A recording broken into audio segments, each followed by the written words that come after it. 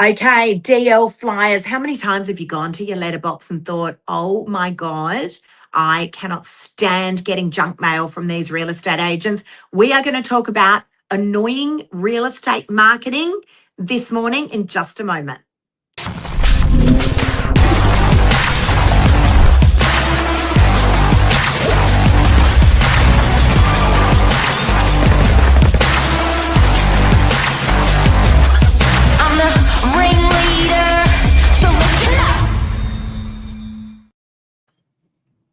Good morning, Billy, good morning. The annoying real estate marketing, DL flyers. I had a very upset person contact me this week. We're going to talk about this morning over the next 10 minutes. How's your morning, Billy? Yeah, good. I feel like I was going to getting a telling off there, like I was the one responsible for the the disgruntled community member. But no, it happens to all of us. I think you wouldn't be, an agent putting things out there if you didn't have something coming back to you. Like, I think everyone's experienced this. Definitely. Here's a fun fact. So, letterbox marketing has been done since the early 1900s, believe it or not. So, we're talking about prehistoric times before TV, right? There was no other option. That's how people learned about all sorts of things, news and all that sort of stuff. But, look, I had a lady reach out to me on my social media. I'm not going to name any names, but she was extremely unhappy. She said, how many times have I got to tell you? Stop putting stuff into my letterbox. And I, look, I hear the frustration. I'm the same. I get stuff in my letterbox as well, even though we have no junk mail on ours. But, we do use, not to throw anyone else under the bus, but we do use third-party providers. I mean, it's not Billy, it's not me. We're not going and doing those letterbox drops. We are using third-party providers, and these guys are just doing the best that they can. They really are. I mean, there's no way that we can go around and audit what is going into those letterboxes. And we understand that on one side of the fence, it can be extremely annoying for people, particularly when you've got, junk mail. But then there's the other half of the equation, Billy, where people go, hang on a sec, I really, I'm super interested to know A, what my property's worth, or B, what Bob sold for next door, or C, what's going on in the marketplace. Yeah. And I think, the recent success we've had, because we do get a lot of nice messages as well, right? Like, you wouldn't 100%. be doing something that doesn't, also benefit the community. But I think there has been a shift towards, people wanting to save paper. There has been a shift towards people wanting to cut down on recycling. So that's one reason I think people don't want the junk mail. But the other reason, probably the biggest reason there's frustration is just they feel like it's not relevant. So that, that's quite easy to change. Either make it super focused on streets or nearby or price proximity, and then you get better cut through as well. Yep. Yeah, and look, I had a lovely guy called Simon who came into one of my open homes, actually filmed a video with him a couple of weeks ago. He literally bolted in the door of my Manly open home. And he goes, where's that list? The magazine that we bring out. And I go, oh, it's just over here. He goes, is this week's? And I go, it is. He goes, okay, so I love this retro marketing. He said, you guys are the only ones that do it. It's a magazine, guys, that we bring out every week. It's an enormous amount of work. But, we do it for you guys so that you're able to have all of our listings off market, pre-market, on market, all in one magazine. There's no advertising. It's just hardcore property. And he actually did a video on it. He's like, I love this stuff. And here's the thing, right? Some people with that would say that's annoying. That's a waste of paper. But, you look at someone who's of an older demographic, they're not going to go onto a computer and have a look at what the market's doing. So, we do need to appeal, and we do want to appeal to all different demographics in our community. And, you can't be all things to all people, but we do the best that we can. And we're aware of the whole paper situation, Billy. We do an enormous amount on our social media, an enormous amount. But we do want to make sure that we are trying as best as we can to be all things to all people. Yeah, that's right. But I think agents that are getting any sort of backlash, what I've noticed the community actually really gets behind is when it's super local to them. So if it's a sale, make sure just the neighbors in the street are the ones that obviously want to know first, and speed as well. And then you can deliver that message in other ways as well. It can be by a phone call, a text, an email, but those things all combined, it's powerful. It's just an update.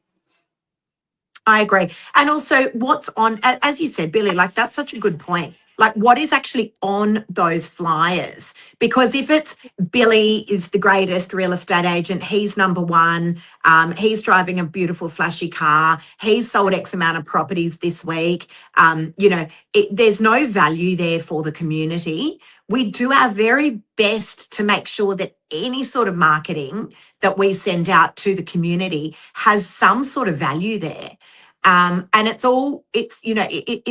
only not relevant until it actually becomes relevant. You're like, hang on a sec, that's interesting. I was thinking about selling my property, or I was wondering what Bob and Jane's property next door to mine sold for.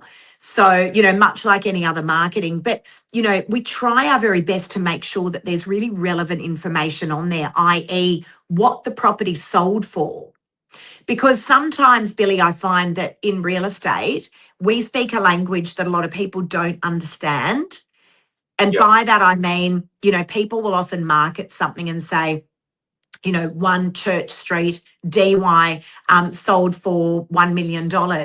We had 20 contracts out, 30 people inspected. That is real estate talk. A lot of people don't actually understand what that equates to. Yes. Yeah. The information that I'm going to vouch for ourselves here. The information that we put out is like nothing else you've seen before. It's first of all got a sold price on it, which is a great start, because half the properties online don't have a sold price. It's got what it was purchased for, so you can see the growth between the purchase and the sale. And it's actually got a photo. This sounds so silly, but it's got a photo of the block, a photo of the building. So you actually, when you get that in your letterbox, you go, oh, I know the building. I've walked past that one. It's not a photo of the living room. No, that's right. And also, we try and let people know what it was sold for when it last sold back in 2013 and what it sold for today in 2025 and what that capital growth looks like. Like we do our very, very best to provide good, relevant information rather than beating our own chest and going, we're the best, we're number one, we got a street record, where there's value there for the real estate agent, but is there really value there for the community? So we do our best. We do actually, I must say that the comments are few and far between that we get for the DL flyers. They are few and far between. Because there is a lot of the community that actually does appreciate the information. As I said, if you're my mum's age, and hopefully she doesn't kill me for this, but if you're my mum's age, she appreciates that she gets something that's tangible, that's a hard copy, because mum's not going to go on to realestate.com and have a look at the sold section or jump onto, something like an RP data or something like that. So we do try to appeal to all people and do the best that we can. And listen, that's why we do, everything from DL drops to the List magazine that comes out every week. We get so many great compliments on that. Our social media, no doubt, that annoys people as well. We get a huge following, and I must say, I get an enormous amount of compliments from my tribe and the community on the content that we do. But I'm sure we pop up on people's Facebook and Instagram pages and they're like, oh, not these guys again. You can just unsubscribe. Unsubscribe. But, we are doing the best that we can and giving, what we feel is information that is relevant and important to the community. There you go. Controversial Tuesday. We do find these segments divide and conquer people's opinions. Look, if you want us to cover anything on a Controversial Tuesday, let us know. We'll bring it on air. Yeah, I said to Billy this morning before we got on air, I said, you know what? I think because Billy and I have got the Tuesday slot together, I said, you know what, Billy? let's cover some controversial topics here. And we are all ears, guys. If there's something that you want us to cover, something that annoys you or something that you love, please feel free to reach out to us. It is a live show. We do get people asking us about certain topics all the time. But we're very happy to address those always respectfully. We do value your opinion, whether it's controversial or it's super positive. But hey, Billy, just before we wrap up, we get an enormous amount of compliments on our marketing. Like, I'm not going to lie, we genuinely do. Yeah, but I think that's because it really is good information first, agent info second. Like the agent information on that marketing is purely contact number, name, face number if it's needed, so you can follow up and inquire further. But the information going out is good. It's valuable. Yep. Certainly is. All right, that's it, guys. Controversial Tuesday. Billy, have an awesome day, guys. Enjoy this stunning weather. Thanks, guys. See you guys. Take care. See ya.